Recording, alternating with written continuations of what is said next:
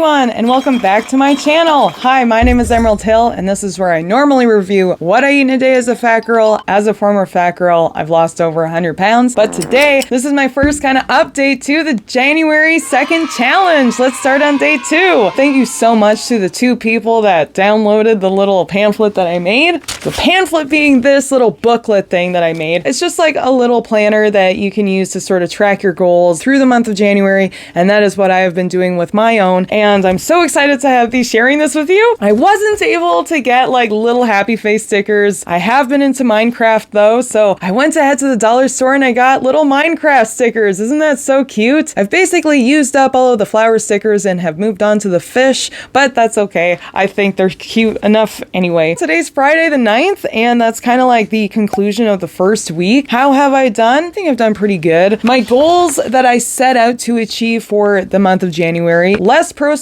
food, move 5 times a week, and handle food fantasizing. Because that is something that I've really started to sort of like come to terms with, is what's really been sort of sabotaging me in different areas is like fantasizing and like kind of obsessing in a way over high fat, high carb foods. And how I've been sort of dealing with that one, because that one's sort of like the biggest one to kind of jump over, because it affects the less processed food aspect of the goals, and it also affects the move 5 times a week kind of aspect, because if I overeat or have a ton of processed food, I feel bad and then I don't go to the gym, or like I physically feel bad and I don't go to the gym. How have I been handling food fantasizing is what I wanted to get into. I have been able to do spin cycling. I went to the gym once. I'm not proud of the movement part of this, but I'm super proud of the food fantasizing part and the less processed food fantasizing part. I do fantasize about just eating less processed food, so that made sense.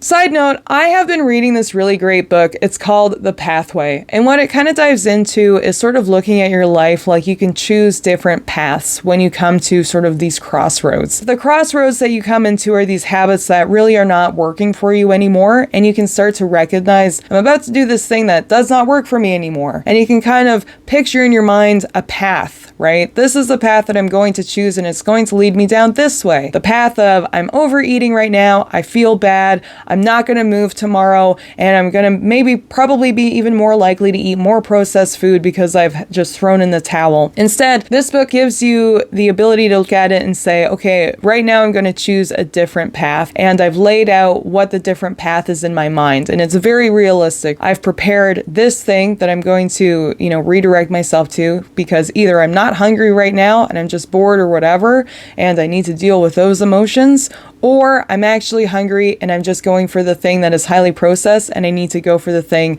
that I've actually prepared. And those are 2 external ways to deal with that situation. Number 1, I'm removing myself physically and going and doing something else rather than eating, or I'm actually physically eating something else that's prepped and healthier and what I'm actually intending to like put in my body. So those are 2 external ways to deal with it. And so that's what I've been trying to keep in mind when dealing with a food fantasizing, is how to deal with it externally. So having little snacks around, having my meals prepared, not having processed foods in the house. That's how I deal with things externally. What do I do to deal with it internally? When I start to fantasize about these things, and when I start to think and like obsess over giant piles of pasta, which I know sounds like, oh, she's exaggerating and being mean. No, I'm not. I fantasize about eating different kinds and variations of pasta. I love the long kinds of pasta and the short stuffed kinds of pasta, different sauces. I fantasize about it, okay? I do. What do I do to sort of curb that fantasizing? I address it first externally. I have snacks around me all of the time now. Little oranges, bananas, little protein bars. Little Mo with the gimpy leg.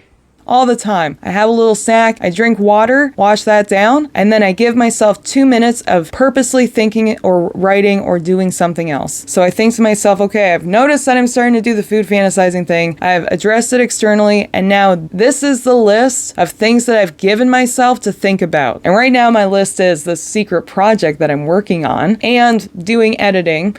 and doing general work. So stuff like that. Or thinking about fun stuff, like things I want to do with my family or my boyfriend or stuff like that. The reason why I picked these things that actually make me money and, keep me alive, is that like it addresses my needs. These little things actually address my needs. Whether I'm bored, I'm picking the fun project, or I'm stressed, I need to actually do something about my life right now. Something's piling up, or like I need to handle something or deal with something or fill out a form or something like that. I actually have to go and redirect myself and actually do that. Or another different fun thing that doesn't actually require like a lot of thought process, like the fun project that has a bunch of different elements to it. Things that I just want to do with my family or my boyfriend, like, what kind of movie do I want to watch with them? Or, what kind of date do I want to go on? Just like different tiers of how much thought process this thing takes and how does it address the hierarchy of needs that I have. Because in reality, like when we want to like overeat, filling a void, we're trying to address something in ourselves. So being able to address it externally, like actually physically doing something, is really great. But it's also really good to start to practice, no, I have control over my own mind. I also have to address this thing within my own mind. And that's why there is the little brain on the little front of the booklet, because it does take a lot of brain power to be able to do this stuff. And I just wanted to let you guys know and update you guys that I am successfully curbing my food fantasizing. Do catch myself doing it quite often. I think that actually this next upcoming week, I'm going to try and document it, try to actually see like where it's coming from and things like that. But sometimes when I give myself too much, things fall apart. So no promises. The goal tracker part. Am I actually being successful at losing the weight? I want to say today is the 9th. The last time I weighed myself was the 5th. And so far it looked like I was actually doing quite good. I lost, all right, relax, okay? Relax. I lost 7 pounds. I didn't lose 7 pounds. I peed. I peed probably 5 pounds of salt and water that I had been retaining from eating a bunch of sugar and salt. And then probably maybe the next was maybe just more water, and then also maybe a little bit of fat. I don't believe that this first week was at all to do with real fat loss. I think that this week was really very much just getting back on track and refinding my energy. I feel so much better now that I'm eating the way that I had been before the holidays. I feel like myself again. And that's just something that you kind of need sometimes, right? You need that holiday reset. Everything is pent up and you're stressed and it's just like, you know what, whatever. And then you gorge and you do it. And then after it's like, wow, I'm actually grateful that there's like fresh and healthy food that I have access to. That's awesome. I'm going to carry this gratefulness into the new year for at least 2 months. And then I'm going to have to work at it.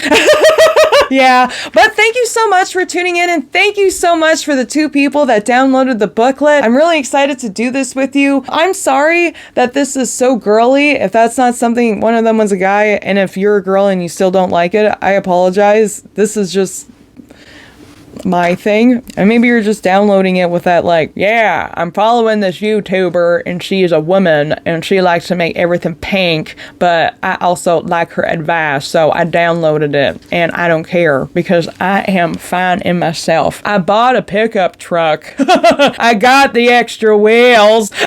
What more do I need? There's a little pink, whatever. I don't know. Was that weird? Anyway, thanks for joining me for this January challenge. I'll check in with you next week, and bye for now.